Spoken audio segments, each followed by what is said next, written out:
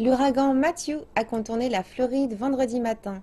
Des vents de 195 km par heure avaient auparavant balayé les côtes de l'État. Heureusement pour ses habitants, la tempête n'a pas traversé la Floride.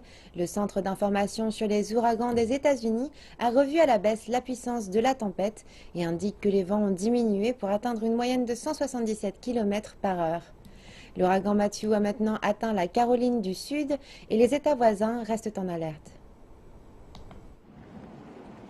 La plage de Daytona le matin et Saint-Augustine au nord le long de la côte atlantique. Des vents destructeurs et une forte tempête entraînée par l'ouragan Matthew ont frappé de plein fouet le centre et le nord de la Floride vendredi. L'océan a montré sa puissance.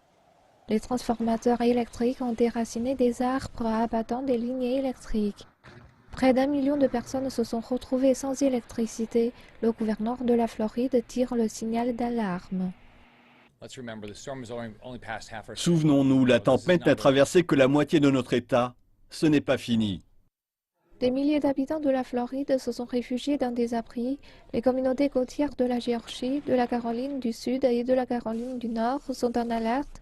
La tempête se déplace avec des vents soutenus de 120 km par heure. La force du coup de vent affecte l'État de Géorgie et continuera à le faire les prochaines 24 heures. Cela s'empire, nous faisons face à des vagues de tempête, nous faisons face à d'importants vents.